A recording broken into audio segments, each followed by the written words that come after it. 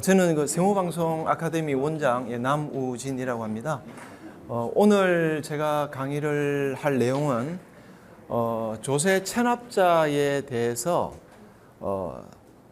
어떻게 해결을 할 수 있을지 그 실무적인 내용, 그리고 이 업무를 또 처리를 하다 보면 결국은 이 국세청 공무원들이 업무 처리를 하기 때문에 그 공무원과 부딪히면서 뭐 또 여러 가지 또 생각해야 될 부분, 뭐 그런 부분을 곁들여서 좀 말씀을 드릴 거고요. 그 다음에 또 조금 더 넓게 또 제가 말씀을 드릴 시간이 될지 모르겠습니다만은 어쨌든 세금이 체납되기 전에 뭐 사전에 나름대로 절세 뭐 기준을 가지고 하면 사업하시는 분들이 좀 더 유리할 것 같아서 시간이 되면 그 내용까지도 같이 말씀드리도록 하겠습니다.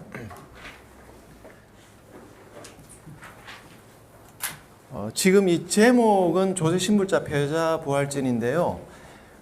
제가 2021년도에 이 책 제목으로 책을 출간을 했습니다. 그리고 뭐 강의도 여러 번 했었는데 일단 여러분들은 이제 금융 채무자를 위해서 지금 일을 하고 다 계신 분들이죠. 그래서 뭐 어쨌든 그쪽은 뭐 더 이제 전문가시고, 근데 이제 크게 보면 뭐 채무자가 여러 이 다양한 형태로 좀 있긴 할 텐데, 뭐 제가 알기로는 이제 대국적으로는 뭐 금융 채무자 그리고 뭐 조세 채무자라고 이렇게 크게 두 가지로 생각할 수 있을 것 같습니다. 근데 저는 이제 1982년도에 이제 국립세무대학에 입학을 해서 거의 뭐 40년이 넘었으니까 뭐 제가 이제 거의 뭐 19살 때 대학 들어가서 뭐 세금 세자도 모르는 상태에서 어쨌든 세금을 접하고 40년 동안 보고 듣고 한 여러 가지 경험이 있으니까 그에 대한 내용을 말씀드릴 텐데, 지금은 이제 이 제목 같은 경우에도 그 납세자들은 좀 저항 의식이 굉장히 좀 큽니다. 저도 이제 사업하시는 분들 중에 좀 친한 사람하고 이제 약속을 했는데 그분이 우리 세무서 입구에 뭐 새해 복 많이 받으십시오, 납세자 여러분. 근데 납세자라는 표현을 가지고 굉장히 화를 내서 저는 깜짝 놀랐는데, 뭐 납세자는 누구나 다 표현할 수 있는 거고, 물론 이제 장애자보다는 뭐 장애인이 맞다 이렇게 또 주장하신 분들 있는데, 뭐 놈자자보다는 뭐 사람 인자가 더 높은 표현이다라고 생각을 하게 되면 어쨌든 그것도 뭐 중요하지는 않은데 굉장히 좀 우리로서 늘상 쓰던 표현인데 세법의 용어를 다 바꿔야 되겠죠. 왜 이 말씀 드리냐면 조세 신불자라고 하면, 신불자는 말은 좀 사실은 이제 어떻게 보면 기분이 나쁠 수 있죠. 신용 불량자니까 뭐 어쨌든 자본주의 사회에서 돈 많이 벌고 뭐 재벌 소리는 듣지 못하더라도 뭐 이런 표현 듣기 굉장히 좋아할 사람이 없을 텐데, 그럼에도 불구하고 어쨌든 세법의 용어는 체납이 500만 이상이 되면 신용 불량자로 금융기관에 통보해서 등재가 됩니다. 그러면 여러 가지 이제 금융에 대한 불이익이 따르겠죠. 뭐 대출은 물론이고 또 대출 받은 것조차도 뭐 환수해야 된다든지 또는 금리도 올라가든지 여러 가지 불이익이 계속 눈덩이처럼 올라갈 텐데, 그런 의미에서는 어쨌든 신용 불량자라는 표현은 지금 뭐 엄존하고 있으니까 나중에 여러분들께서 뭐 일을 하시다가 이런 여러 가지 뭐 제도 개선이나 이런 거는 이제 안을 내 주시면 언젠가는 뭐 개선이 되리라 생각을 합니다. 어쨌든 이 용어에 대해서 다들 뭐 부정적인 뭐 이런 생각을 많이 해서 제가 서두에 말씀을 드리고, 이제 패자부활은 문재인 대통령 때는 예산이 10대 미션 중에서 패자부활 오뚜기 프로젝트가 10가지 미션 중에 9번째 미션인데요. 거기 보면 3천억이 배정되어 있었죠. 거기에 그때 일자리 위원장이 문재인 대통령이고 부위원장이 제가 모시던 우리 국세청장 용섭 청장, 뭐 광주시장 그 뒤에 내려가셨는데 거기가 일자리 부위원장이라서 뭐 그는 저는 이제 한 라인으로 가서 이제 말씀을 드리고, 이런 그 장기 체납자에 대한 어떤 소위 말하는 뭐 금융적 표현은 이제 개인의 생, 어쨌든 제 도전을 위해서 3천억을 제가 다 달라고 그랬어요. 그런데 이제 문제는 뭐냐면 그 기재부에서 일하고 있는 그 서기관, 그러니까 우리 이 세무서로 따지면 세무서장급이죠. 그분에게 제가 한 2시간 동안 설명드렸는데, 그러니까 세무서야 예를 들어 한 1, 2년 근무해도 알 수 있는 기본적인 질문을 저한테 던지는데, 왜 압류를 하면 시효가 중단이 됩니까?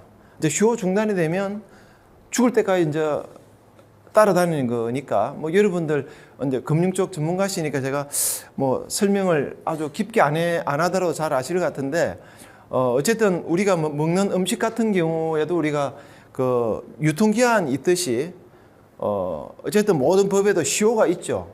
그러니까 제 동기가 이게 이제 저는 이제 세무대학 졸업하다 보니까 우리 졸업생이 5,100명이고 국세청에 4,020명이 졸업해서 다 공무원 생활하고 있고, 지금도 뭐 청장, 국장, 뭐 세무서장들 뭐 다 많이 있어요. 발에 다 걸리는 사람들인데, 이제 거기다 이야기하면 뭔가 뭐 얘기는 편하게 다 잘 되죠. 근데 제 동기가 그때 강남 세무서장 할 때 이제 이런 얘기를 했죠. 이 친구도 그때 2018년도쯤에 서장을 할 때 만나서 이런저런 이야기 했는데, 그 친구도 딱 강남 서장 오자마자 2000년도부터 체납되어 있는 그 리스트를 다 직원들에게 뽑아라 해서 그걸 몇천 명 뽑은 거예요. 그런데 직원들한테 처리했더니 처리를 잘 하겠습니까? 안 하겠습니까? 예? 못할 것 같아. 내가 이제 이 경품이 있으면 답변 잘하시는 분한테 상품을 드리고 싶은데, 지금도 안 움직여요. 수장 뭐 자기보다 높고 결재권자인데도 말 안 듣습니다. 국세청 본청에서 내려준 업무 하기도 바빠요. 그 우리 세무공무원들 PC에 보면 오늘이 할 일 해가지고 많은 사람 몇천 개 또 있는 사람도 있어요. 일 열심히 하는 사람은 뭐 몇백 개. 그러니까 뭐 민원인들 와서 뭐 이야기해도 귀에 잘 들어오지도 않고, 예를 들면 제 주위에 병원장들도 많은데, 여기도 예를 들면 현금 영수증 발행 안 해주고 현금 받으면 그건 탈세잖아요. 그런 것을 환자들이 세무서에 현금 영수증 미발행 신고하면 지금 한 100만 원 정도 돈을 주거든요. 근데 세무공무원 PC에 보면 그런 자료들이 뭐 어느 A 병원, B 병원 조회해 보면 그런 탈세 제보된 엄청 많아요. 근데 인력이 딸려서 처리를 못 해요. 나중에 이제 정식 세무조사로 하게 될 때 그때는 그런 자료들을 다 활용하겠지만, 그러니까 민원인들 말들이 귀에 잘 안 들어옵니다. 그러니까 세무서장이라 할지라도 직원들은 자기 할 일이 너무 많은데 오늘의 할 일이 딱 매일 뜨는 거예요. 그러니까 감사 나오면 이제 그 일 처리를 왜 당신은 인사용 될 때까지 3,000개 미결로 했느냐, 이렇게 해서 징계받는 직원도 있고, 뭐 잘하는 직원은 몇백 개. 이제 그런 시기라서 어쨌든 이게 세금에 대한 해결은 이런 행정적인 문제가 있다는 걸 좀 참고하시라고 이제 말씀드리는데, 어쨌든 그때 일자리위원회의 그 패자부활 오뚜기 프로젝트로 3,000억을 달라고 했지만 그게 다 나중에 보니까 금융채무자를 위한 예산으로 만들어져 있었고, 이제 중요한 거 아까 말씀드린 거는 압류가 되면 시효 중단이 돼서 그게 체납에 계속 따라다니는데 그걸 담당 서기관이 모르고 있었다는 거. 그러니까 이 시효 중단에 대해서, 그러니까 살인죄 같은 경우도 살인죄 시효가 언제인지 아십니까? 공소시효. 네? 폐지됐죠. 그렇죠. 2007년도 이전까지만 해도 살인죄가 공소시효가 15년이었거든요. 근데 그게 폐지가 되고 아마 2013년도에 25년 늘었다가 그 뒤에 아예 없어졌죠. 그는 특별법에 의해서 이렇게 되어 있지만 우리 세법도 모든 법은 시효가 딱 정해져 있습니다. 그래서 그러니까 만약에 오늘 제가 사바다 체납이 한 뭐 1억이 돼 있는데 내일 만약에 세무공무원이 그거를 결손을 한다. 그 재산 없고 하면 결손해야 될 거잖아요. 그러니까 지금 표현은 정리보류라고 표현을 하는데, 하면 그 세금이 어떻게 될까요? 그 제가 사업을 했어요. 한 뭐 10년 동안 했는데, 뭐 부도도 맞고, 또 뭐 교통사고도 나고, 뭐 이래가지고 굉장히 힘들어서, 이제 사업을 어쨌든 폐업을 했죠. 했는데, 재산도 없어요. 그러면 세무공무원은 받으려고 노력하겠죠. 독촉하고 하는데, 근데 재산도 없고 그러면 세무공무원은 또 체납 징수 실적으로 평가를 합니다. 근데 지금 전국 세무서가 133개 세무서인데 이제 각 지방청별로 서울지방국세청, 부산지방국세청 청별로 청장이 각 세무서장 그 1등부터 꼴찌까지 딱 그 순위 매겨 가지고 하위 부서 3개 관서장은 집합 대책 보고 이제 조인트 까이러 가는 거예요. 그러면 어떻게 되겠어요? 본래 징수공무원의 역할은 어쨌든 다 걷어내야 되죠. 세무조사를 하든 또는 체납정리를 잘 하든. 그러면 또 서장은 또 갔다 온 뒤에 와서 과장, 팀장 집합 또 얘기하겠죠. 그럼 또 팀장들은 또 우리 담당 세무공무원들한테 이제 또 독려하겠죠. 이제 뭐 그런 분위기다 보니까 이게 굉장히 좀 경직된 면이 많이 있어요. 있어서 이제 제가 아까 질문 드린 게 뭐냐면 제가 10년 동안 사업하다가 세금 못 내고 저기 하다가 결국 그 세무공무원이 결손 처분했어요. 이제 지금 표현으로는 이제 적립오류인데 그러면 그 세금이 이제 어떻게 될까요? 뭐 저한테 질문한 거 우리 그 저한테 미리 그 내용을 올린 거 제가 보긴 했는데 이렇게 체납이 돼 있고 세무서에서 결손을 했다, 적립을 했다면 그게 바로 사라질까요? 아니면 어떻게 될까요? 안 사라지고 숨어있는 물속에 숨어있는 악어처럼 재산이 생겼을 때 그렇죠. 요런 대화 아주 좋습니다. 예.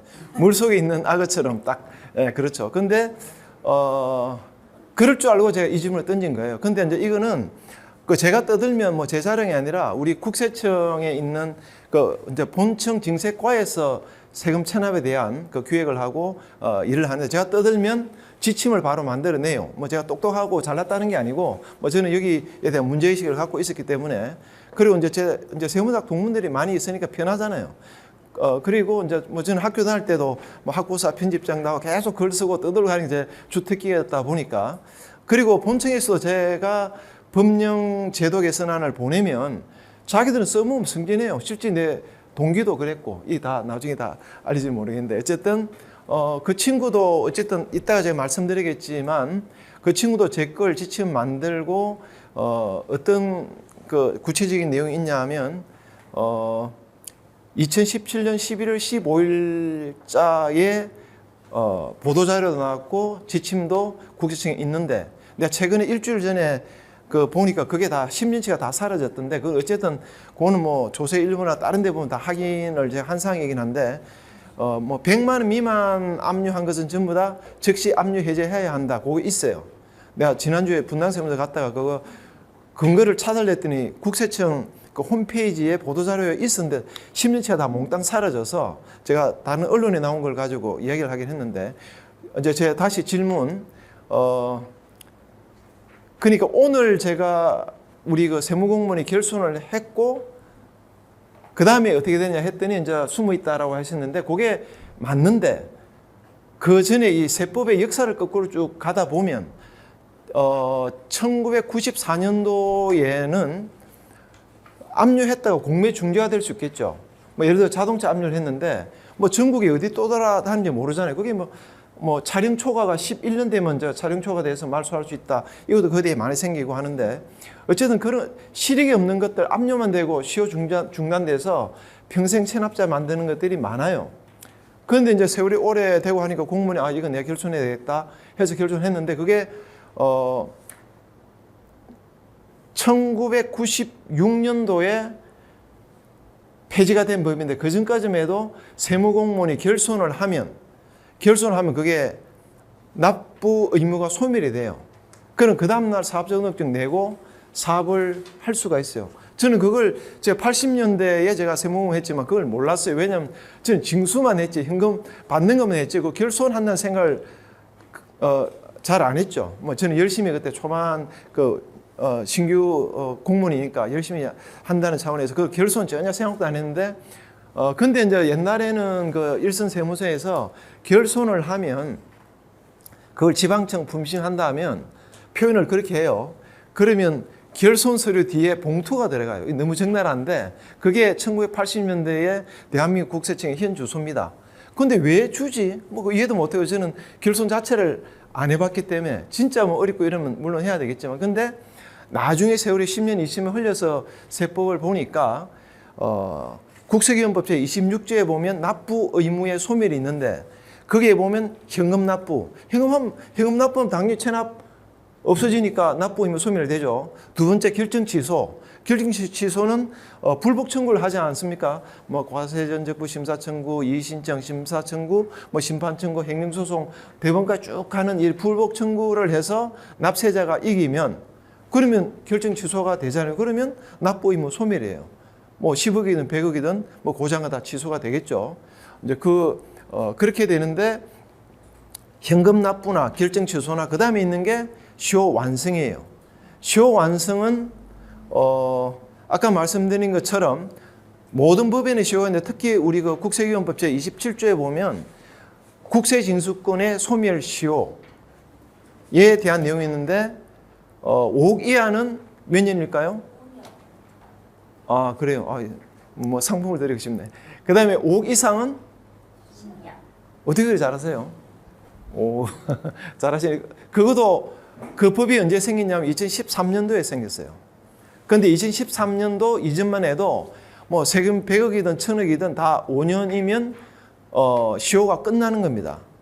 그런데 시효가 끝나야 되는데도 현실은 뭐 20년, 30년 체납자 많아요. 정말 많습니다. 왜 그럴까요? 그거를 이제 우리가 표현할 때는 이제 시효 중단이 됐기 때문이다. 시효 중단이 됐기 때문에 만약에 시효가 중단이 되지 않는다 하면 이제 중단 사유가 일단 중요하고 시효 중단이 되지 않는다 하면 5년 또는 10년이면 다 자동으로 소멸이 됩니다. 이제 여기 이제 제 강의 결론이고 핵심인데 그럼 시효 중단되는 게 뭐냐? 제가 우리 그 박사 과정 수업할 때 제가 이런 내용으로 제가 발표했더니 그 요즘 텔레비에 자주 나오는 그 중소기업 중앙회 그 추문갑 경제정책본부장이 있어요. 뭐 거기는 뭐 대통령이나 정경련 회장단하고 뭐 해외 순방도 많이 하고 뭐 아마 정부 감투도 한 몇십 개 쓰고 있고 이제 그 친구도 우리 그 박사 동문인데 그 친구가 그 제가 이런 내용으로 이야기했더니 딱 던지는 말이 뭐냐 하면 5년 버티면 되네요. 이렇게 이야기해요. 그 시효가 진행이 된다 하면 5년 버티면 된다는 이런 말은 마저 틀려요. 좀 어감은 굉장히 좀 그렇지만 그러니까 이제 요 대목에서 사실은 뭐를 해줘도 문제가 나오잖아요. 그 법적으로는 맞아. 근데 이제 세무공무원 입장에서 특히 이게 이 새내기 세무공무원 그건 이제 시험 치고 막 들어와가지고 자기가 이제 세무공무원에서 막 열심히 일하는데 어떻게 보면 이게 세금보다는 정서법이라고 그러잖아요. 자기는 오로지 징수공무원으로서 역할을 다 하겠다. 끝까지 추적하겠다. 이렇게 생각하는 사람이 많죠. 왜냐하면 국가의 녹을 먹는 이유가 나라 살림하기 위해서인데 체납이 돼 있고 지금 뭐 금액이 또 적지도 않은데 그걸 가만히 놔둘 공무원이 없죠. 그게 맞죠. 공무원의 자세가 그게 맞는데 그럼에도 불구하고 어쨌든 법대로 하는 게 공무원이잖아요. 그 이제 최근에 제가 우리 고대정책대학원에 우리 단톡이 있는데 거기는 지금은 이제 한국세무사에 해당하는 우리 제 한유 후회정 구제의 세무사도 거기 단톡에 있고 뭐 세무사들도 수백 명, 현직 국세청 멤버들도 수백 명이 있는 단톡인데 인천에서 개업한 여자 세무사가 개업한 지 10년 되는데 그가 눈물로 호소한 그 내용이 올라온 게 뭐냐면 그 체납자에 대해서 시효 완성으로 다 고충위원회를 세무서에서 열어서 그 납세자 손 들어줬어요. 근데 담당 공무원이 안 따라가는 거예요. 그것도 담당 공무원이 하는 얘기 그러면 그 인천지방 국세청에 또 올려서 또 해라. 그럼 네 해줄게 해놓고 거기서도 또 이기는 또 안 해주는 거예요. 그거 어떻게 해야 돼요? 그러니까 그 위원회에서 결정된 사항은 따라야 되는데 근데 그는 뭐 행정법에 여러 가지 그런 내용으로 이제 공무원에 대해서 뭐 설명해주고 뭐 안 하면 나중에 감사로 이제 뭐 이렇게 또 처벌하고 해야 되는데 어쨌든 그게 뭐 일종의 이제 정서법이잖아요. 근데 이제 제가 이런 말씀드리니까 또 생각나는 게 뭐냐면 뭐 이런 실명을 얘기하는 건 좀 조심스럽긴 한데 세계 프로 골프 1위 중에 유소연 씨 알죠? 저는 거기 이제 세계 랭킹 1위 되고 나서 떡 선물도 받았어요. 저는 뭐 잘 그 껍데기를 잘 보관하고 있는데, 근데 이제 그 아버지가 체납자였습니다. 거기가 아마 국세가 16년 만에 거의 한 30억 가까운 국세가 소멸이 다 됐어요. 근데 지방세가 보통 소득세 10% 나가지 않습니까? 그런데 지방세가 그때 3억 7백이 있었어요. 근데 내한테 찾아왔길래 이제 내가 내용을 써줬는데, 근데 이제 그 서울시 38 세금 징수과는 언론 플레이 많이 하죠. 그 뭐 좋은 나라 운동본부, 뭐 또 그 드라마도 뭐 384 기동대가 그 뭐 여러 가지 그런 활동 많이 하고 언론에도 굉장히 많이 나오고 완전히 우리 뭐랄까 우리 국민들의 뭐 성실한 납세자들의 어떤 영웅처럼 이렇게 많이 보도가 돼요. 뭐 그게 뭐 굉장히 좋은 면이 있긴 하죠. 왜냐하면 세금을 안 낸 사람이 우리 국세로 따져보면 한 2, 3%가 좀 안 돼요. 그 나머지 97% 넘는 사람은 성실하게 납세를 하고 있기 때문에 이 사람들을 위해서라도 안 내는 사람, 뭐 이제 제가 박사 논문 쓴 거는 비록 안 낸다 할지라도 뭐 소위 말하는 뭐 정직한 실패자, 뭐 어려울 수 있잖아요. 이런 사람 구제해야 된다라는 게 뭐 제 뭐 주장이긴 한데, 어쨌든 이제 그 유소연의 아버지 체납에 대해서 서울시에서는 제 서류를 받자마자 다 언론 플레이를 시작했어요. 뭐 TV 조선, 제가 보는 모든 언론마다 다 나와요. 소위 말하는 마녀 사냥이죠. 연자제 뭐 조선시대 때 얘기인데 지금도 서울시 38 세금징수과 직원들은 그렇게 하고 있고, 나중에 또 이야기 들어보면 이제 오래된 체납을 정리하면 뭐 건당 30만 원, 뭐 그러면 이제 한 달에 한 그 3건 이상 해서 아마 100만 원 받는다는 그 감사원 쪽에도 뭐 이제 납세제 걸리겠으니까 알아보고 하니까 이건 뭔가 좀 잘못됐다. 뭐 실적 위주로 이 업무 집행했어야 되느냐, 법대로 해야지. 근데 그쪽 서울시 38 세금징수과 쪽의 모토는 끝까지 추적하여 징수하자 이거예요. 근데 법을 완전히 무시하죠. 저는 그 공무원들을, 뭐 저도 공무원 생활 20년 했지만 이 공무원이기 이전에 사람도 아니다라고 저는 얘기해요. 그 왜냐하면 유소연은 훌륭한 우리 대한민국의 명예를 올린 사람인데 그 딸의 명예를 짓밟고 아버지 체납것까지도 같이 엮어서 징수하겠다. 이건 법대로 하는 게 아니잖아요. 이제 그게 있어서 저는 굉장히 뭐 내가 참 대통령이 되겠다 생각을 처음으로 한 게 그 사건입니다. 그리고 대통령이 모르면 또 이러도 못 하잖아요. 그리고 아까 말씀드렸지만 일자리 위원회에 가서 이야기했을 때 그것도 이제 서울대에 나와서 다 고시 패스하고 뭐 서장급이잖아요. 근데도 왜 압류하면 시효가 중단이 됩니까? 이 질문할 때 딱 막히는 거예요. 그러니까 이제 오늘 같이 여러분들 또 주말에 와서 공부를 해야 되는 이유가 거기에 있는데 시효 중단이 되는 것은 법에 딱 못이 박혀 있죠. 국세기금법 제28조에 보면 소멸시효의 중단과 정지에 보면 고지, 독촉, 채고, 교부청구, 압류 이거밖에 없어요. 이따 제가 하면 또 보여드릴 텐데 이거 외에 그러니까 제가 이제 본청 2000년도에 본청 그 징세과제 애교를 봤는데요.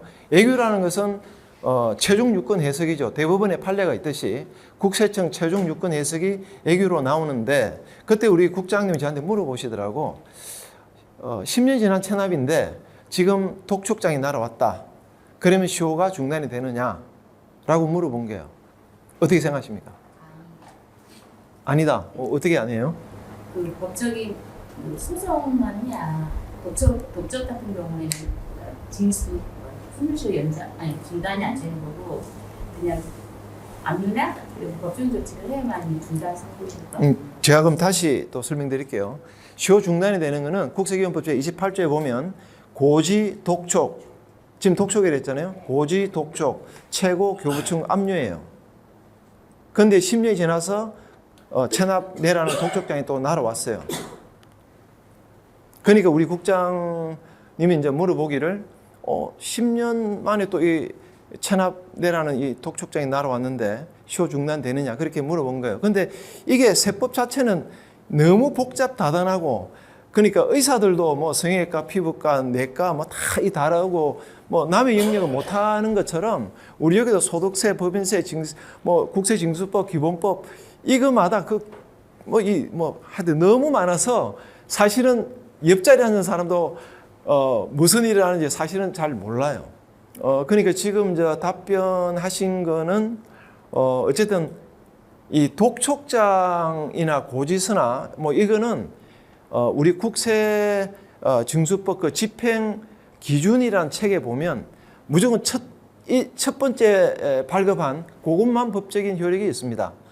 뭐 고지서를 한번 보내면 만약에 뭐 2020년도 1월 1일 날 고지서 보내면 고지서 보낸 그때 한 번 시효가 중단이 되고 그 다음 날부터 이제 계속 진행이 되죠.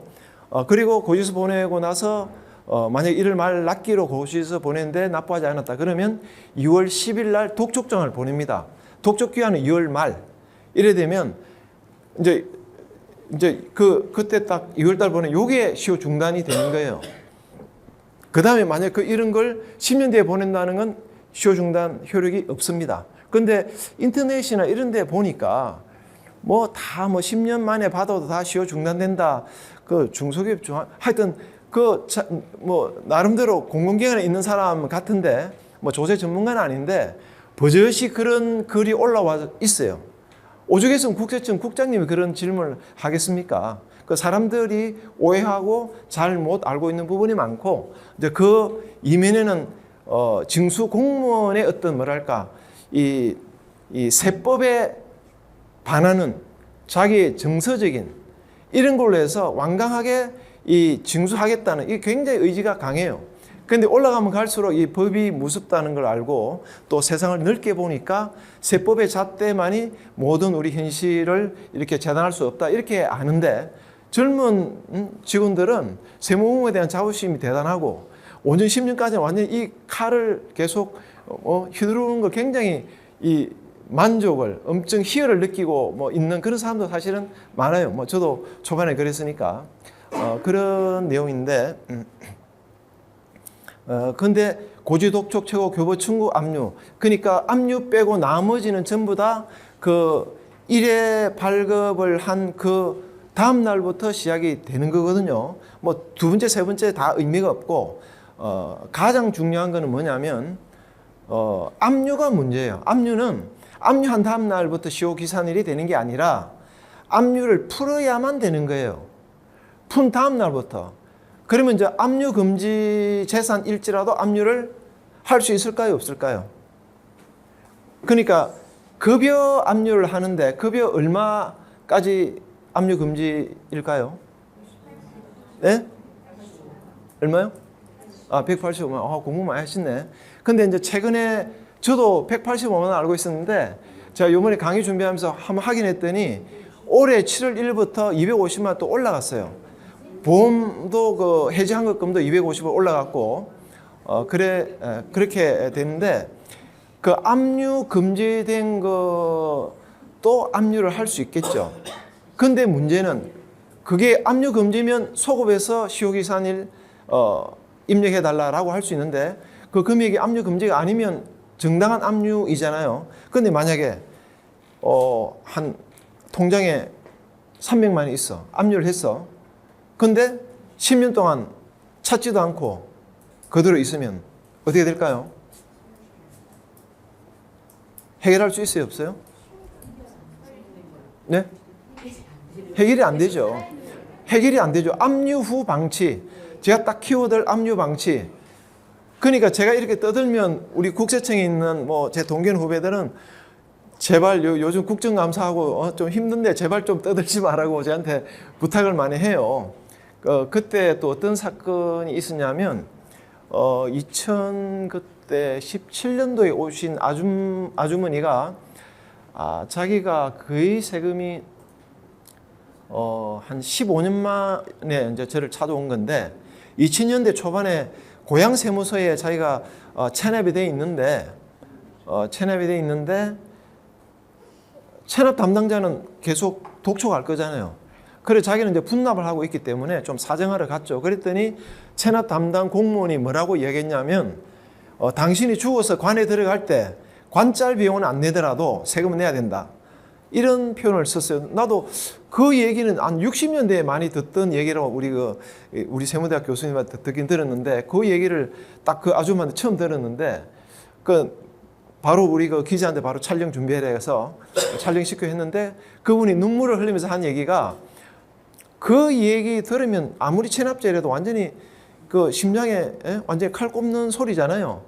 그래서 자기가 집에 가서 정상가리를 사가지고 자살하려고 자기 2살, 3살 애까지 같이 죽으려고 그 얘기를 한 거예요.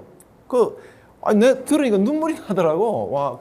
이거는 촬영해서 다 띄워야 되겠다 했는데 저는 또 잘못된 게 또 이 국정감사 때문에 제 동기가 또 제발 좀 유튜브 올리기 좀 내려달라. 야 동기 좋은 게 뭐냐 이래가지고 그래 맞아 뭐 친정이 좋지 그래 했는데 근데 이제 일반 언론에 있는 조선일보 내 친구들 뭐 이런 친구들 얘기 들어보면 그걸 그렇게 내려주면 어떻게 하느냐 뭐 세법 개정을 다 하든지 뭘 조건을 걸고 해야 네가 원하는 걸 이룰 수 있는데 그냥 내려주면 되겠느냐 뭐 그런 얘기를 제가 들었어요. 근데 그 친구는 나중에 제가 그 법령제도 개선안 이런 걸 올렸을 때 100% 다 보도자를 뿌리고 지침도 다 만들긴 했어요.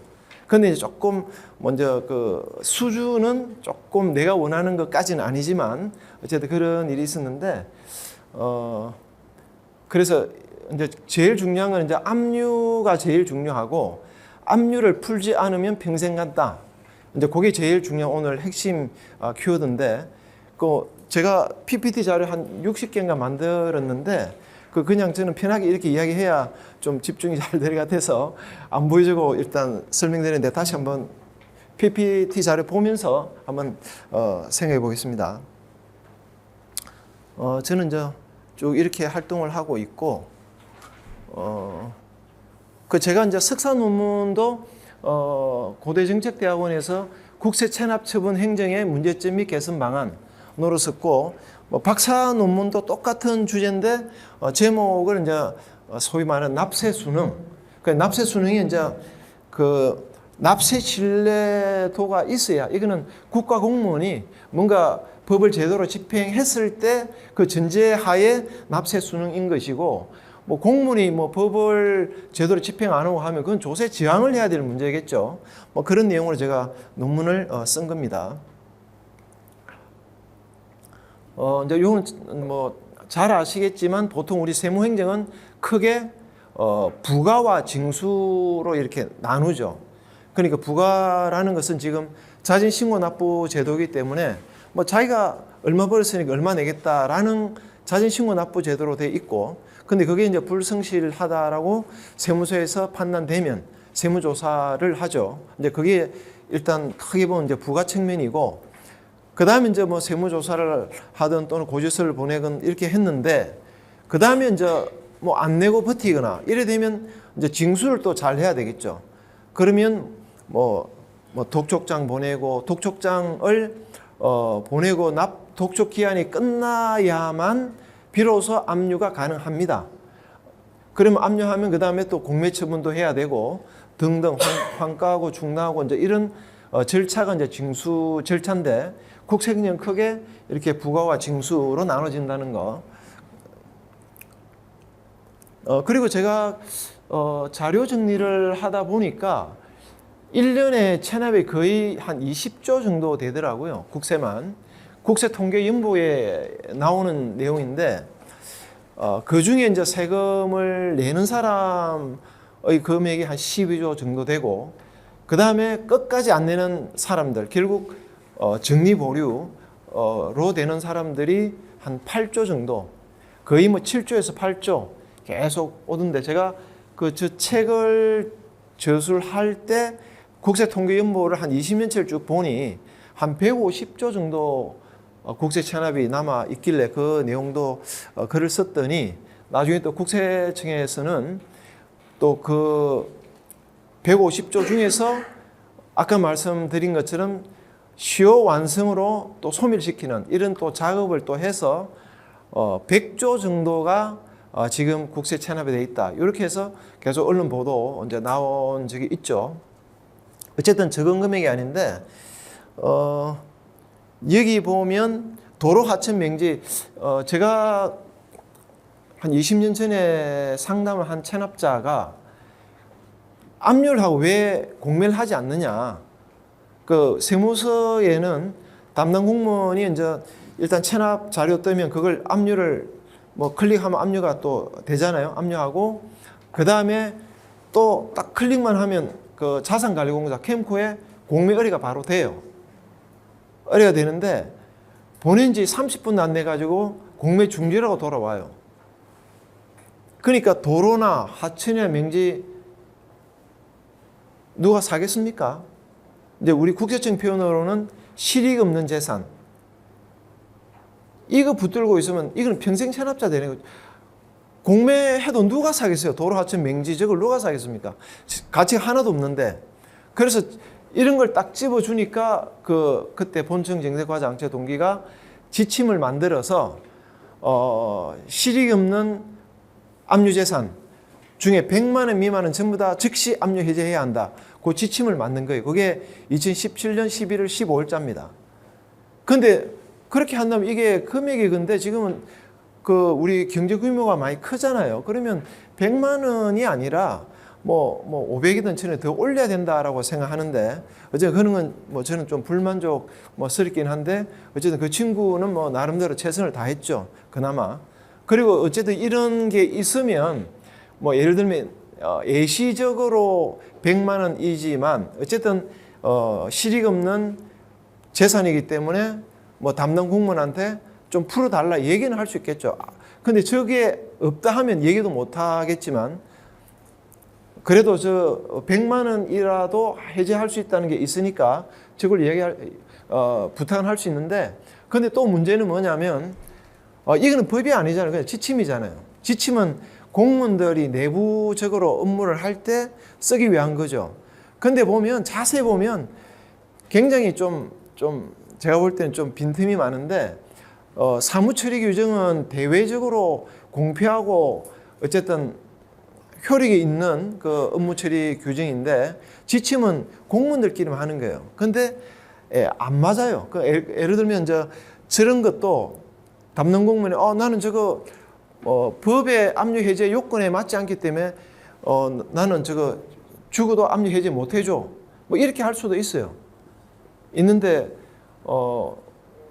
이제 그런 경우도 예를 들면 적극적으로 해제를 했을 때 감사원에서도 문제를 삼을 수가 있습니다. 당신 세법이 없는데 어떻게 이렇게 해제할 수 있느냐? 그러면 난 지침이 있어 했다. 담당 공무원 면제부가 될까요? 없어요. 물론 감사원 공무원도 사람이긴 한데 그게 아주 엄격하게 하면 그게 적용이 안 돼요. 그러니까 우리가 국민권익위원회에 이런 뭐 장기 체납자에 대한 걸 올리고 거기서 인용을 하고 세무서에다가 압류 해제하라 라고 금고 사항으로 내려보내도 안 해줬습니다. 그 전에 보면 이제 조금 힘 있는 이명박 MB 때 이재호 군의위원장 있을 때는 또 빨리빨리 또 잘해줘. 압류 해제하라고 했는데 또 해제 안 해주면 또 보름 안에 또 못 해주는 또 사유서 쓰라고 하니까 공무원들이 귀찮으니까 그런 것도 압류를 해제해 주는데, 권익위원회에서 결정을 이렇게 해도 공무원이 따를 의미는 전혀 없어요. 오히려 우리 국세청 감사에서 왜 권익위원회에서 그 압류 해제하라 하는 데서 해제해 주느냐라고 거꾸로 문제를 삼을 수도 있어요. 근데 이제 이런 걸 전체 제가 이제 감안해서 하도 떠들고 하니까 뭐 지금은 본청에서도 좀 뭐 장기 체납자 뭐 어려우니까 도와주고 어쨌든 지하 경제 커지지 않게 좀 해라라고 엄청 내용이 뭐 하여튼 한 99%다 좋은데 마지막에는 딱 그럼에도 불구하고 감사 대비해서 제도를 해라 이렇게 딱 나와 있어요. 그러면 이제 공무원 마음이 이제 어떨지는 다 상황마다 조금씩 달라지겠죠. 이거는 이제 제가 그 일을 하다 보니 그 국세청에 현직에 있는 이런 실무자들은 저를 좀 심지어는 뭐 우리 뭐 후배들 등에 칼을 꼽을 사람이다 이런 소리까지 제가 솔직히 들었어요. 근데 위에 어쨌든 이런 뭐 정책 입안하고 이런 사람들은 뭐 너무 이제 좋다라고 하는데 그러니까 야 이건 참 내가 대통령이 안 되면 안 되겠구나 뭐 그 정도까지 생각했는데 뭐 국회에 가서도 이제 또 누가 이런 내용을 발표하래 해서 제가 이제 떠들었고 요 옆에는 이 스웨덴 국세청 멤버들이고 여기는 지금 한국 세무사회 회장하는 제 한해 후배죠. 어쨌든 저런 자리에서 계속 떠들고 있습니다.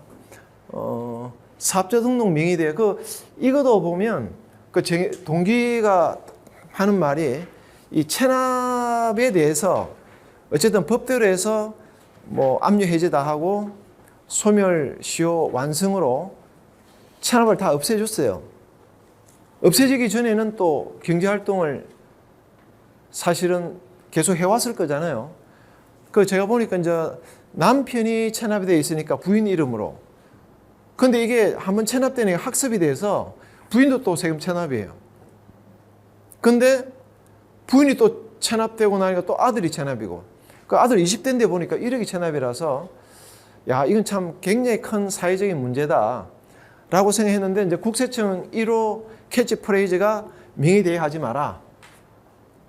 가족 간이라도 이제 그것도 어느 정도 일정 범위는 가족만큼 어느 정도는 뭐 법으로 만들어야 된다 생각하는데 뭐 보통 자기 뭐 회사 직원이나 아니면 또 그 학교 동창 선후배 이런 쪽 명의 빌려서 한 사람들을 보는데 시민단체에 굉장히 열심히 활동하는 엄청 뛰어난 엘리트 분이 있는데 그분도 자기 선배가 그 체납자라서 자기한테 명의 빌려달라 해서 명의 빌려줬더니 결국 그것도 5천만 체납돼서 이 사람이 뭐 직장 다니는 월급도 압류당하고 결국 그 사람이 세금을 대신 다 물러주게 된 그런 사례도 있습니다.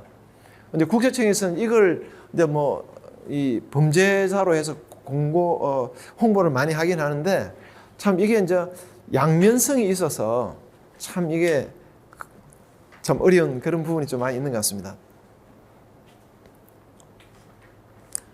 그리고 이제 요거는 제가 이제 경남고등학교 제가 지금 우리 재경동창회 부회장으로 있는데 부산에 이제 본부동창회라 그러죠. 여기서 연락이 와서 이제 한번 상담을 좀 해봐라 했었는데 그 아버지가 치과의사고 옛날 YS 때 대통령 주치됐고 거기가 또 어쨌든 우리 고등학교 총동창회장도 했고 그런데 이제 그분이 이제 돌아가시면서 상속세 세금이 많이 나왔고 그 다음에 아들도 치과의사인데 거기도 또 그 주로 외국 환자들 많이 받다 보니까 그 현금영수증 발행을 못했죠. 그 시스템 문제라고 는 생각하는데 그 주민번호로 해서 현금영수증 발행을 못하다 보니 이제 부가세 신고할 때는 그 기타 매출에서 신고를 다 했어요. 신고 안 한 게 아닌데 근데도 불구하고 딱 고지고대로 현금영수증 미발행 과태료 그때 50%잖아요. 세금과 별도로 그거 한 몇십억 나오고 세금 폭탄 맞았죠. 그리고 더더욱 또 이 비극이 이제 겹치게 되는 게 자기 아버지가 돌아가시고 그 남포동에 있는 큰 빌딩을 어머니 앞으로 이렇게 명의를 넘겼단 말이에요. 그 희비 취득해서 어머니 모친 명의로 했는데 아버지가 대출 받았던 거에 대해서는 어머니 앞으로 하지 않고 금융경에서는 주로 누구로 하겠습니까? 그 주부를 채무자로 할까요? 아니면 의사를 채무자로 하기 좋을까요? 의사가 그죠? 그 아들 치과 의사가 채무자가 됐어요. 근데 부동산은 어머니 명의로 돼 있는데 세월이 흘러서 부동산 팔아야 되잖아요. 팔고 금융기관 채무 또 자동으로 다 갚아야 되잖아요. 그러면 어떻게 될 거예요, 세금이? 어머니가 양도대금으로 아들 채무를 갚은 거죠. 그러면 뭐가 나오죠? 증여세 나오죠. 직계존비속간에 10년 공제 5천만이에요. 어떻게 생각하십니까? 이런 문제에 대해서. 이거는 진짜 난 이 세법 구조에 돌아가는 거 보면 완전히 이게 완전히 제가 MBTI IN 이 FP인데 잔다르크형인데 혁명가 이런 스타일이라서 나는 보면 완전히 막 속이 다 뒤집어져 가지고 그 억울하겠어요, 안 하겠어요? 이거 대출은 아버지가 받았고 돌아가시면서 금융기관에서 치과의사 쪽으로 채무자로 했고 그 다음에 명의는 그래도 효자니까 자기가 안 하고 또 어머니 앞으로 이렇게 했는데 그 양도하고 나니까 당연히 금융채무 갖게 되는 그 증여세 추징했단 말이에요. 그래 폭탄이 생겨서 체납자가 돼 있는데 그것도 세무서가 한 군데면 괜찮은데 세 군데 세무서란 말이에요. 그러면 세 군데 세무서 담당 공무원은 자기 거 채권 확보하기 위해서 다 압류를 다 제대로 하겠죠. 그러면 어떻게 돼요? 그 서로 양보하고 협의하는 게 없어요. 본래 지방청에서 딱 한 군데에서 관리하면 그나마 서로 소통도 하고 할 텐데 세 군데 하니까 병원장이 어떻게 이야기 다 하겠어요? 몰라서도 못하지만. 그래서 결국은 간호사 월급도 사채 얻어가지고 주고 있고 임대료도 사채 이자 얻어서 주고 있어요. 그래 제가 또 쫓아가야 되잖아요. 그래 하루에 세 군데 세무서장 다 만나서 야 세금 징수하나 도대체 뭐 하는 짓이냐? 사채업자들 지금 먹이 살리면 되겠느냐? 도대체 이 보통 우리 정부 용어이지만 이 숨통 틔우기라는 표현이 있어요.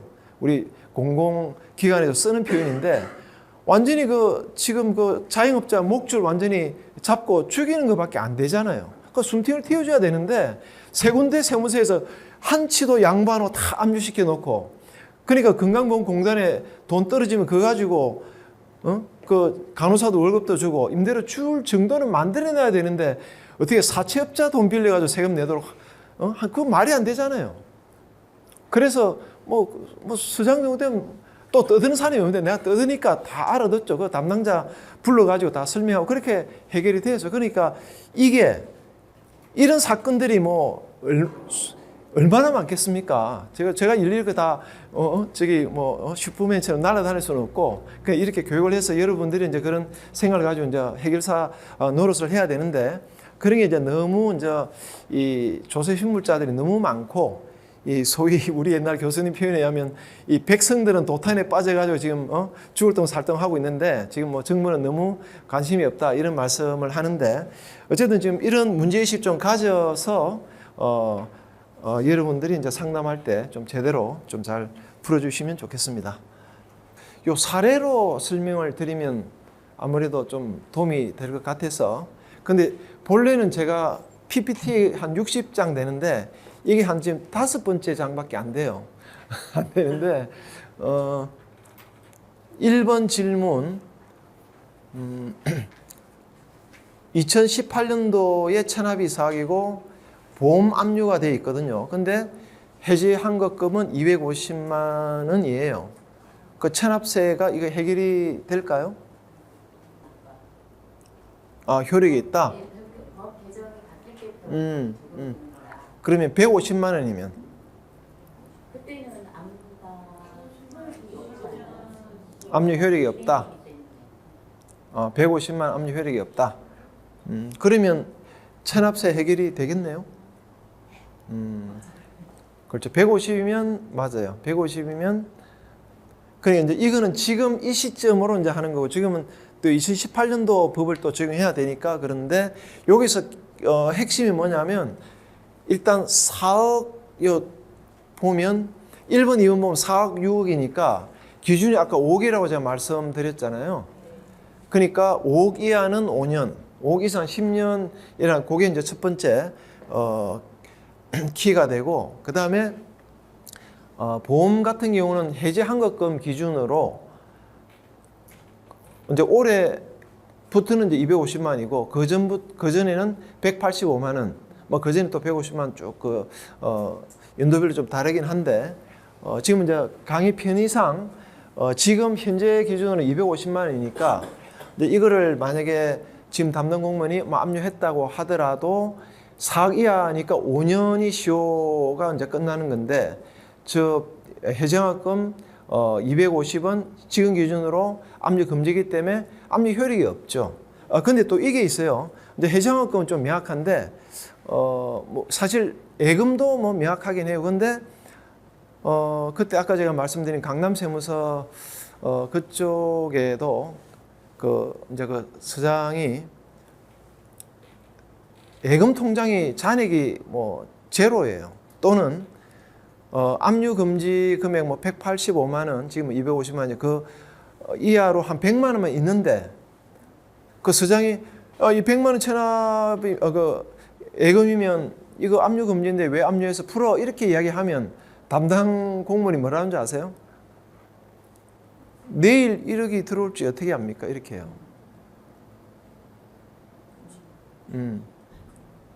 딱 커서 이제 막히니까. 그러니까 실무 제대로 모르면, 그러니까 이러니까 이게 국세행정이 이래 되면 이 체납자가 어떻게 살아날 수가 없어요.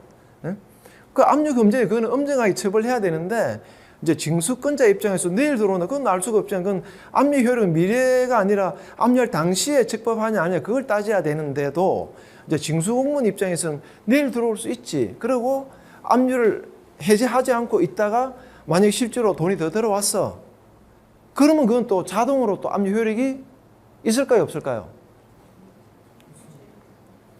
압류할 때는 압류 금지 재산을 압류해서 그까지만 하면 무효가 맞는데 그럼에도 불구하고 해지하지 않고 놔두고 있다가 갑자기 여기가 대부분 승소해가지고 이겨서 뭐 돈 환급을 받았는데 그 통장 압류된 통장에 돈이 들어왔는데 돈이 있어. 그러면 압류 효력이 있어요. 그러니까 가만히 있으면 언젠가 혹시라도 들어올지 모르는 그것 때문에 그 세무공무원 입장에서는 뭐 자기 호주머니에 들어온 건 아니지만 그래도 뭐 국가 살림에는 하나의 로또가 되니까 그렇게 하고 있는 거예요.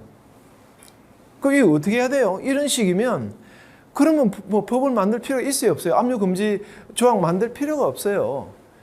그 이제 왜냐하면 이게 그 세금 체납되면은 그 재산 내역이 쫙 다 내려오고 거기 보면 계좌번호 나오고 잔액은 안 나와요. 왜냐하면 잔액은 수시로 계속 바뀌잖아요. 그 잔액은 나오지 않고 계좌번호 있기 때문에 공무원들이 압류를 하려고 하면 잔액 조회를 해야 되겠죠.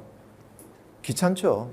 일일이 체납자가 뭐 한두 명 아니라 수백 명 거 다 지고 있는데 그 잔액 조회를 해서 압류 금지면 압류를 안 해야 되는데 아까 같은 그런 생각으로 그러니까 자기 이제 뭐 뭔가 좀 면피할 수 있는 그게 명분이 있으니까 그냥 나는 뭐 국가공무원으로 난 징수 적극적으로 하고 있다 이런 잘못된 사고방식을 갖고 있다는 거죠.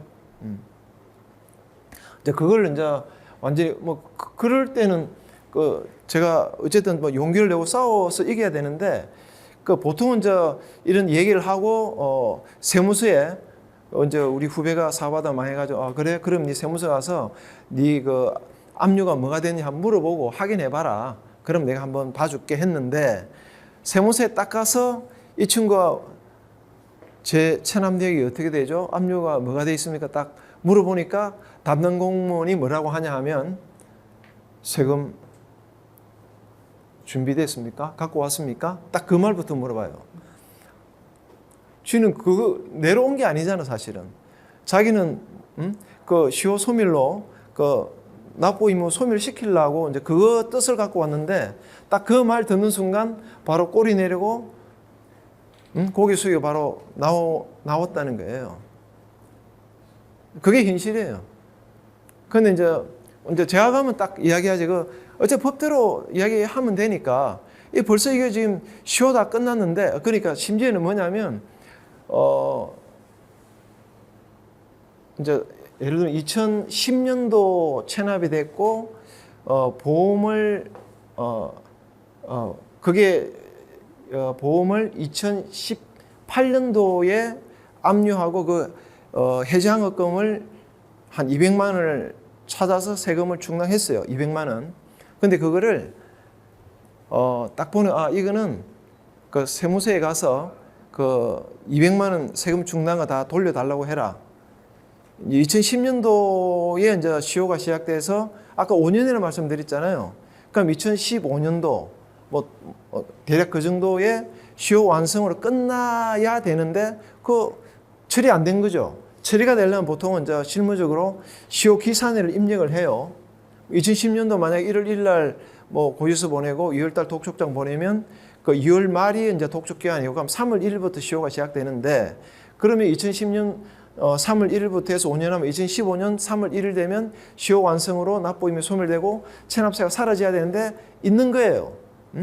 그러니까 보험이 딱 나타나니까 바로 압류해서 주심해서 충당했는데 그거 딱 따져보니까 벌써 이미 시효 끝난 거를 압류했단 말이에요. 공무원 그건 잘 안 봐요. 그냥 자료 내려면 내는 거 가지고 뭐 열심히 압류하면 자기 일을 다 했다라고 이제 생각하겠죠. 근데 딱 자세히 보니까 이미 시효 완성돼 끝난 거예요. 끝났는데 뒤에 해지항업금을 압류해서 충당했기 때문에 그건 당연히 돌려받아야죠. 뭐 그런 사례도 이제 돌려주나요? 예? 돌려주냐고요? 잘 안 돌려주려고 그러죠. 그러니까 그러니까 서로 양보하면 체납이 1억인데 내 환급 200만 안 받을 테니 1억을 좀 소멸시켜달라. 요 카메라 앞에 있어야 되죠. 소멸시켜달라. 그 얘기는 할 수 있게 200 안 받을 테니. 그건 이제 협상인데 법대로면 해수를 했다 그러면 2018년에 해수했다 그러면 주거처분이 다시 사는 거잖아요. 지금. 그렇죠. 그 좋은 질문인데 그 민법하고 세법하고는 또 틀려요. 그 민법은 뭐 승인이라든지 뭐 이렇게 하게 되면 시효 중단되고 특히 이제 검찰 같은 경우도 보면 그 추징금이 나오잖아요. 근데 검찰은 내 그 동기가 이 친구 우리 그 대학원 동기고 회계사 5년 하고 이제 사실폐쇄해서 부장검사에 있다 나온 친구인데 그 친구 말이면 국세징수법도 검찰청에서는 그것도 쓰고 또 민법적인 것도 쓰고 나는 그쪽이 도대체 이중잣대예요. 잘 아시구나. 얻은 게 맞아. 근데 그 변호사는 이 친구 얘기는 뭐 징수법에 준용해서 합니다라고 하는데 해보니까 걔들은 그 검찰 추징금 안 낸 사람 불러가지고 언제 낸다고 써 이 확인서 쓰는 그게 이제 시효 중단이거든. 승인이기 때문에 민법상. 그러니까 민법도 채용하고 뭐 세법도 좋은 거 다 하더라고. 그러니까 이제 이쪽에도 누군가 내 같은 사람이 있으면 뭐 떠들고 정리할 텐데 제가 그까지는 못 하잖아요. 근데 이제 그쪽 그러니까 그쪽 있던 사람도 잘 몰라. 제가 서울중앙지검 그 집행과에 있는 그 수사관하고도 얘기해봤는데 그 자기 유리한 거 다 써먹어요. 예? 그리고 이제 또 국정감사할 때 되면 검찰청 그 추징금 뭐 3천억 뭐 체납돼 있다고 그거 갖고 또 검찰총장이 그 국감 때 그 국회의원들 조인트 까이고 이러니까 그 시효도 옛날에는 3년에서 5년 늘어나고 그러니까 이 힘없는 이 우리 민초들은 계속 당하기만 하는 거예요. 그러니까 결국은 지하경제로 계속 갈 수밖에 없고 쓰러진 사람 손을 잡아주고 이렇게 해야 세금도 내고 금융채무도 갖고 할 텐데 쓰러진 사람 또 바른 거하고 똑같다는 얘기죠. 제 주장은. 근데 제가 이렇게 하면 뭐 저도 이제 아는 뭐 좀 인맥이 있다 보면 뭐 재벌 총수나 이런 사람 앞에 내 강의하는데 이렇게 강의하면 좋은 인간관계 다 떨어져요. 어떻게 세금을 안 낸 사람을 도와주느냐 이런 소리 딱 하면 서로 그냥 끝. 뭐 이러니까 굉장히 조심스럽긴 한데 그 제가 하는 게 맞다는 게 아니라 그럼에도 불구하고 또 성실 납세자가 거의 한 97, 8% 되는 거예요. 그 체납자가 어쨌든 뭐 불쌍하고 힘들고 어쨌든 재기를 도와주는 건 맞지만 근데 어쨌든 이쪽으로 뭔가 이게 공론화해서 이렇게 살려주게 되면 97% 8%가 나는 뭐지 이렇게 생각하니까 그 심지어 뭐 이 실명 이야기도 될 것 같은데 그 박노식 아들이 박준규 아시죠? 그 제가 뭐 옛날부터 오래전부터 뭐 같이 밥도 먹고 술도 먹고 하는데 이 친구가 유튜브에 자기 체납돼 있다고 이야기해요.